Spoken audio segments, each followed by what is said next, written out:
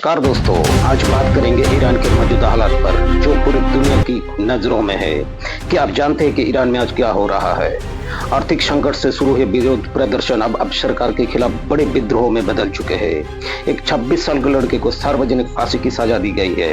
America Iran पर हमले की धमकी दे रहा है और पाकिस्तान बीच में फंस गया है। स्टेप बाय स्टेप समझते हैं पूरी कहानी 100% सही जानकारी के साथ। अगर आपको पसंद आए तो लाइक और सब्सक्राइब जरूर करें।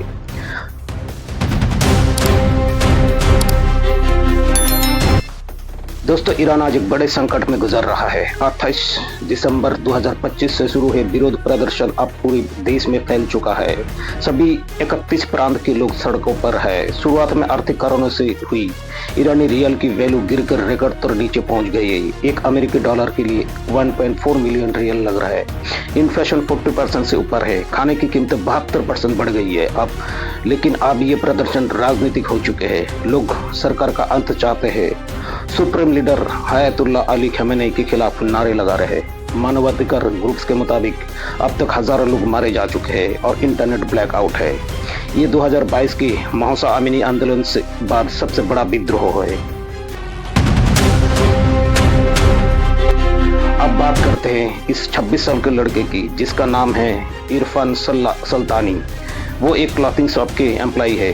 फर्दी शहर से है जो तेहरान के पास है। 8 जनवरी 2026 से उसे घर से गिरफ्तार किया गया क्योंकि वो विरोध प्रदर्शन में शामिल था।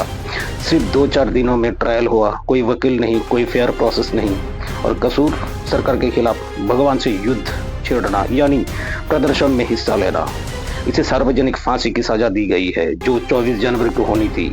परिवार सिर्फ 10 मिनट तक ही आखिरी मुलाकात करने को मौका मिला और चुप रहने की धमकी दी गई। लेकिन अमेरिकी राष्ट्रपति डोनाल्ड ट्रंप ने स्ट्रॉन्ग एक्शन की धमकी के बाद ईरान ने फांसी पोस्टपोन कर दी। इरफान पहला ऐसा प्रदर्शनकारी है जिसे इस विद्रोह में मौत की सजा मिली। लेकिन राइट्स ग्रुप कहते हैं कि ऐसे और भी केस हो बहुत है जो छुपे हुए हैं। अब आते हैं इस विद्रोह के कारण। मुख्य रूप से आर्थिक। ईरानी रियल 90% वैल्यू खो चुका है। खासकर जून 2025 में इजराइल के साथ 12 दिन की युद्ध के बाद। अमेरिका सेंसस, इन्फ्लेशन, फूड और एनर्जी शॉर्टेज। लेकिन गहराई से राजनीतिक दमन है। महिलाओं पर हिजाब के सख्त नियम, एथनिक दमन और 2022 की वुमेन राइट फ्रीडम आंदोलन की यादें। विरोध 28 दिसंबर 2025 को तेहरान के बाजार से शुरू हुए, जहां दुकानदारों ने कीमतें बढ़ने की शटडाउन किया। अब ये पूरे देश में है और जनता चाहती है सरकार का अंत, डेमोक्रेसी, इक्वल राइट्स, महिलाओं की आज़ादी और एथनिक दमन का खात्मा। ये 2022 से बड़ा है, लेकिन अभी 2009 या 2022 जितना बड़ा नहीं। अमेरिका ईरान से क्या बदला चाहता है? मुख्य कारण ईरान का न्यूक्लियर प्रोग्राम, जो अमेरिका का कहना है कि बम बनाने के लिए है। ईरान हमास, हिजबुल्लाह जैसे ग्रुप्स को सपोर्ट करता है जो मिडिल ईस्ट को अस्थिर करते हैं। अमेरिका अपने एलाइज जैसे इजराइल को प्रोटेक्ट करना चाहता है। जून 2025 में अमेरिका ने ईरान की न्यूक्लियर साइट्स पर स्ट्राइक्स किए। फायदा अमेरिका को रीजनल इन्फ्लुएंस मिलता है, न्यूक्लियर थ्रेट कम होता है, इजराइल सेफ रहता है और अमेरिकी इंटरस्टेट प्रोटेक्टेड। ट्रंप ने कहा कि अगर प्रदर्शनकारी को फांसी दी गई तो स्ट्रॉन्ग एक्शन होगा। पाकिस्तान ईरान और अमेरिका के बीच फंस गया है क्योंकि उसके दोनों से अच्छे रिलेशंस है। ईरान के साथ बॉर्डर शेयर करता है और अमेरिका का स्ट्रेटेजिक पार्टनर भी है।